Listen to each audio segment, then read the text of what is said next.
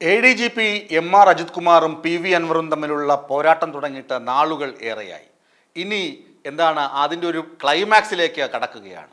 ADGPയുടെ തൊപ്പിയാണോ തെറിക്കുന്നത് അതോ PV അൻവറിൻ്റെ MLA പണിയാണോ തെറിക്കുന്നത് എന്നാണ് രാഷ്ട്രീയ മേഖലയിലുള്ള അഭ്യൂഹങ്ങളും സംസാരവും ചർച്ചാ വിഷയവും. PV അൻവർ രാജിവെച്ച് അവിടെ ഒരു നിലമ്പൂർ മണ്ഡലത്തിൽ ഒരു ഉപതെരഞ്ഞെടുപ്പിനുള്ള സാധ്യത ഒരുക്കി CPMനെ പ്രതിരോധത്തിലാക്കും എന്ന തരത്തിലാണ് രാഷ്ട്രീയ നിരീക്ഷണ കേന്ദ്രങ്ങൾ കാര്യങ്ങൾ ചർച്ച ചെയ്യുന്നത്. PV അൻവറിനെ മുഖ്യമന്ത്രി തള്ളിപ്പറഞ്ഞു, ഉടനെ തന്നെ DYFI തള്ളിപ്പറഞ്ഞു.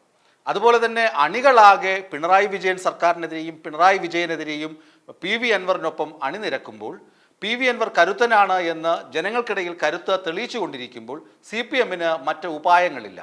ഒന്നുകിൽ PV അൻവറിനെ മുന്നണിയിൽ നിന്ന് മാറ്റി നിർത്തണം, പാർലമെന്ററി സമിതിയിൽ നിന്നൊക്കെ മാറ്റി നിർത്തി ഒരു തരം തഴയൽ തുടങ്ങണം. അതാണ് നിലമ്പൂരിൽ നടന്ന സർക്കാർ പരിപാടികളുടെ ഫ്ലെക്സിൽ നിന്നും അതുപോലെ തന്നെ ബാനറിൽ നിന്നുമൊക്കെ PV അൻവറിൻ്റെ തല എടുത്ത് മാറ്റിയത്. ഇതൊരു തഴയലാണ്. അതേ അവസരം തന്നെ ADGP MR അജിത് കുമാറിൻ്റെ അവസ്ഥ.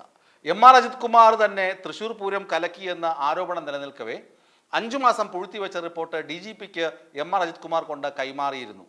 MR അജിത് കുമാറിനെതിരെ MR അജിത് കുമാർ തന്നെ നടത്തിയ അന്വേഷണ റിപ്പോർട്ട് ഏറെ പരിഹാസ്യമാണ് സംഭവങ്ങളെങ്കിലും ആ റിപ്പോർട്ട് വായിച്ചിട്ട് DGPക്ക് ഒന്ന് പിടികിട്ടി. MR അജിത് കുമാർ സ്ഥലത്ത് ഉണ്ടായിരുന്നു. 2 തവണ ഈ പ്രശ്നം നടക്കുമ്പോൾ പൂരപ്പറമ്പിൽ പോയിരുന്നു. എന്നിട്ട് മന്ത്രിമാർ വിളിക്കുമ്പോൾ വരെ സ്വിച്ച് ഓഫ് ചെയ്തിട്ട് മൂകാംബികയിലേക്ക് മുങ്ങി. ശരിക്കും പറഞ്ഞാൽ പുര കത്തുമ്പോൾ വാഴ വെട്ടുന്ന അവസ്ഥ. ക്രമസമാധാന പാലനത്തിൻ്റെ ചുമതലയുള്ള ADGP സ്ഥലത്തുണ്ടായിരിക്കെ ആ പ്രദേശത്ത് ക്രമസമാധാനം തകരുകയും അത് നേരിൽ പോയി കാണുകയും ചെയ്ത ശേഷം ADGP അവിടെ നിന്ന് മുങ്ങുന്ന പരിപാടി. ഇത് പ്രത്യക്ഷത്തിൽ തന്നെ DGPക്ക് മനസ്സിലായി ADGPയുടെ അന്വേഷണം ശരിയായ ദിശയിലായിരുന്നില്ല. അതുകൊണ്ടാണ് അദ്ദേഹം ഒരു ആമുഖ കുറിപ്പോടുകൂടി ഈ റിപ്പോർട്ട് മുഖ്യമന്ത്രിക്ക് കൈമാറിയത്. മുഖ്യമന്ത്രി ഇപ്പോഴും പറയുന്നത് എന്താണെന്ന് നമുക്കറിയില്ല. പക്ഷേ കഴിഞ്ഞ ശനിയാഴ്ചത്തെ ആ പൊട്ടിച്ചിരിച്ചുകൊണ്ടുള്ള പത്രസമ്മേളനം നമുക്കാർക്കും മറക്കാനും കഴിയില്ല. അദ്ദേഹം അടിവരയിട്ട് പറയുന്നത് റിപ്പോർട്ട് വരട്ടെ, റിപ്പോർട്ട് വന്നതിന് ശേഷം അതിലെ വസ്തുതകൾ പഠിച്ച ശേഷം അജിത് കുമാറിൻ്റെ കാര്യത്തിൽ നടപടിയെടുക്കാം, അങ്ങനെ ഉള്ള ആരെയും കൂടെ നിർത്തില്ല എന്ന് പറയുന്നുണ്ട് മുഖ്യമന്ത്രി. ഇതിൽ ക്രൈംബ്രാഞ്ച് അന്വേഷണമോ അല്ലെങ്കിൽ മറ്റേതെങ്കിലും അന്വേഷണ സമിതികളെ കൊണ്ടുള്ള അന്വേഷണമോ ജുഡീഷ്യൽ അന്വേഷണമോ ഒക്കെ സർക്കാരിനെ തീരുമാനിക്കാം.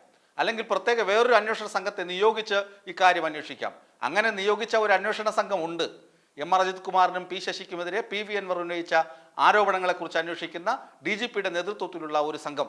അവരും 2 ദിവസം കഴിയുമ്പോഴേക്കും റിപ്പോർട്ട് സമർപ്പിക്കുമെന്നാണ് ലഭ്യമാകുന്ന വിവരം.